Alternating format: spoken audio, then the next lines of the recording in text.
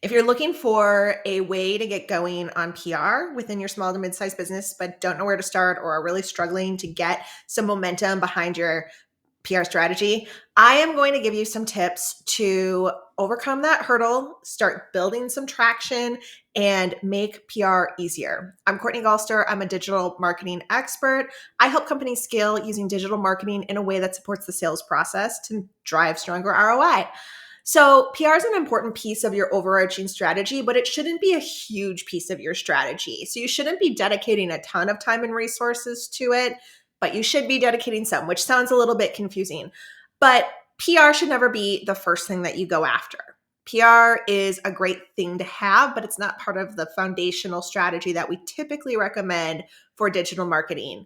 There is only one company that I have ever done work for that I have recommended PR as a foundational strategy, and that was because they were looking to scale and get private equity funding in order to take their company to the next level. So they needed to get that visibility really, really quick. For most organizations, PR is an add-on to that foundational strategy. And if you know me, you know I always get those little things that pop up on my screen. I don't know why. So anyway, the PR strategy is a lot easier to implement when you start and layer it in phases. Now, you could hire a PR firm to help you with this.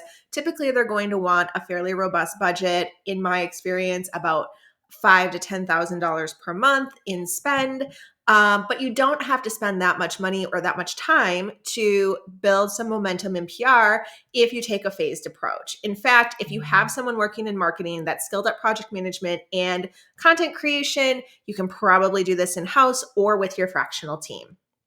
So, where we always start clients in PR is with awards, and that's building a strategy around localized awards, industry awards, and then national awards at the end of that list. And the reason why we do that is because that type of PR is a little bit more controlled and it's built on qualifications. It's not built on a story idea. So basically, there's metrics that these publications are using to rank you, and if you're hitting those metrics and you're exceeding the competition, you're going to win the award. It's pretty simple. And sometimes it's pay to play, but that's not something that we're going to get into in this video. So essentially building an award strategy first and really dedicating maybe a full year for your firm to start building some credibility with awards is a great way to not only increase visibility, gain some traction with your PR strategy, and build some credibility with prospects when they come to look at you, but it's something that you can leverage in the future for a more robust PR strategy for like getting article placements or media placements and things like that. It also gives you a lot of stuff to talk about online, right? Like you can release a press release when you win an award, you can post it on social media, you can put it on your website. It just has a lot of ways that you can use it, which makes it really valuable as part of your overarching digital marketing strategy. So, how do you start getting awards? The first thing that you need to do is assess who's going to manage the process. So, who's going to be in charge of it? Do you need someone in-house to do it, or do you need someone external to do it? That's always step one, because if you're going to outsource it, outsource the whole thing. And if you're going to keep it in-house, then you need to kind of work through this strategy. The second step of the process is to identify what awards are a fit for your firm. So I always like to start with localized awards. So like local business publications, local industry magazines, anything that's going to give you an opportunity to share your business with your target audience in your local community is a positive. And those are also typically they're not easy to get, but they're lower hanging fruit. And it's a great buildable strategy if you start local and move national. Excuse me.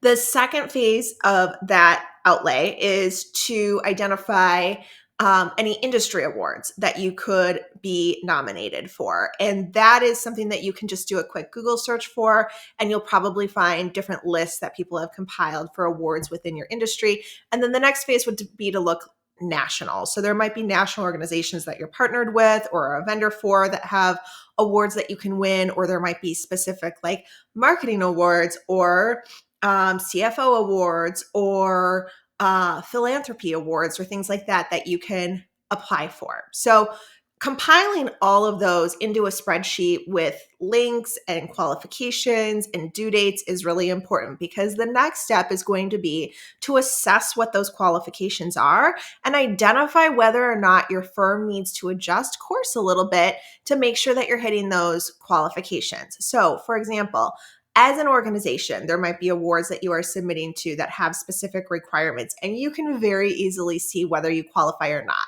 If you want to win an award like that award or something similar in the future, then you need to make sure that you're working towards achieving those qualifications. It could be anything from sales volume to assets under management to number of employees to number of years in business to amount that you donate to the community. Like there's so many different things that it could be, but you need to assess on a firm level what those metrics are for some of the awards that you're looking at applying to.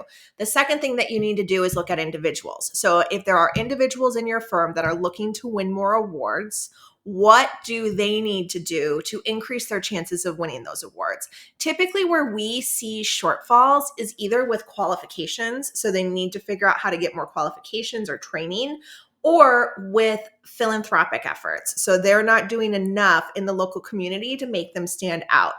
And you need to make a plan with them and set benchmarks for them in order for them to start achieving some of those metrics. So, for example, we work with a firm, a financial firm that has been working on their PR strategy for a year and a half.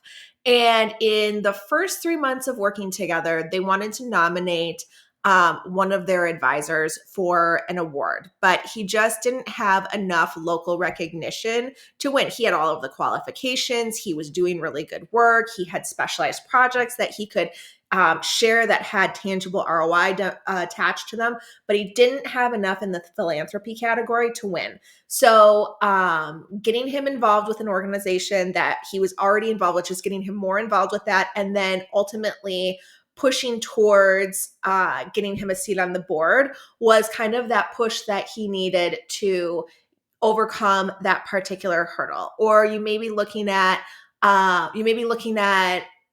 to have, like I was just saying, the projects that have tangible ROI attached to them that you can tell a story about in order to win an award, because you have to demonstrate industry knowledge and expertise, and how are you creating an impact for your clients. That's an opportunity to start looking for those stories, those conversations that person is having, that work that those people are doing, and start tying that ROI to the work that they're doing. Not only does that give them something to work towards, but it also helps them feel a stronger sense of accomplishment just by tracking the impact that they're making for the client or the organization.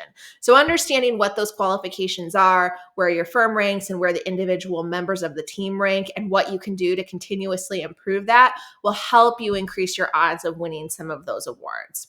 So then the next phase of the process is going to be to build out the timeline. You need to have either a calendar or a project management system. I obviously recommend the latter. I am a huge fan of Asana. But building out a plan, a timeline for when nominations need to be complete, and then working backwards from there to say, okay, if it has to be submitted end date this day, then we need to submit a week ahead of that. And we're going to need a couple of weeks for review and edits, or maybe we need to submit to compliance to make sure that what we're submitting is compliant with the regulations we have to follow. So really, we need to be 6 weeks ahead of this award hard and fast deadline in order to make sure that we're getting everything done and checking all the boxes. I don't know, that's going to depend on the award. It's going to depend on how your company functions and what your approval process is, but you need to work backwards to make sure that you're giving yourself enough time and you're giving your team enough time to assess and finish those nominations. And then you want to also tie some accountability to that. So who's responsible for each step of the process? Who's keeping the nomination moving? At what point do you just move forward with it and skip certain steps if people are not responding? That happens most frequently in the editing process of the nomination. But making sure that you have a plan for that can help you ensure that you're actually getting these nominations done and submitted, because you definitely don't want to invest time and hours into developing these nominations if they're never going to get submitted.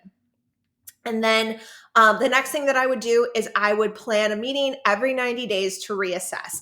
That is an opportunity for you to go through with your team what you've submitted for, what's up and coming, and what they can expect, alongside review any nominations that have maybe come out since the last time that you reviewed the market, and look for opportunities that your teammates submit that might be a good fit for your award strategy. I hope that's helpful today. If you have questions, as always, my contact information is below and in the notes of this video. I hope you have a great day.